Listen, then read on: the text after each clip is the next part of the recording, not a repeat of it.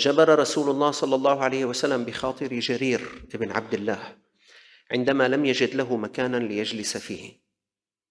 فعن جرير بن عبد الله البجلي أنه جاء إلى النبي صلى الله عليه وسلم وهو في بيت مملوء بالناس. النبي جالس في بيت مليء بالناس، الآن دخل جرير بن عبد الله فقام بالباب فنظر فلم يجد مكانا له، الغرفة كلها مليئة. ونظر النبي صلى الله عليه وسلم يمينا وشمالا فلم ير موضعا، فأخذ النبي صلى الله عليه وسلم رداءه ثم رمى به إلى جرير وقال اجلس عليه، ما لقى له مكان، فشلح النبي صلى الله عليه وسلم العباية وطواها ورماها لجرير، قال اجلس عليه. قال فأخذه جرير فضمه وقبله، طوى العباية وقبلها، ثم رده إلى النبي صلى الله عليه وسلم وقال أكرمك الله يا رسول الله كما أكرمتني. فقال رسول الله صلى الله عليه وسلم إذا أتاكم كريم قوم فأكرموه. وجبر رسول الله صلى الله عليه وسلم بخاطر طفل صغير كان أخا لسيدنا أنس بن مالك رضي الله تعالى عنهما.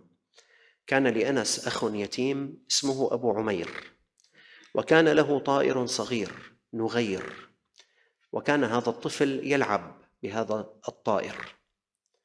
وكان النبي صلى الله عليه وسلم يدخل إلى بيت أهل أنس فيشاهد الطفل، يقول له يا أبا عمير ما فعل النغير، يباسطه. في يوم مر رسول الله صلى الله عليه وسلم فوجد الصغير يبكي، فسأل عن بكائه فقيل لقد مات العصفور. فجاء النبي صلى الله عليه وسلم إلى هذا الطفل ومسح على رأسه وواساه وقال يا أبا عمير ما فعل النغير، أتى عليه الدهر يجبر بخاطره ويواسيه. ما استطعت أن تجبر خاطر الناس افعل، إن كنت ذا مال فبالمال، وإن كنت ذا مكانة فبالمكانة، وإن كنت تحسن النطق فبالكلام الحسن، وإن كنت ذا قوة فبالمساعدة. المهم كل منا يستطيع أن يجبر خاطر من حوله، ومن فرج عن أخيه كربة فرج الله عنه كربة من كرب يوم القيامة، فالجزاء من جنس العمل. ولئن كان جبر الخاطر محمودا في الأوقات كلها فإنه في رمضان أكثر استحبابا.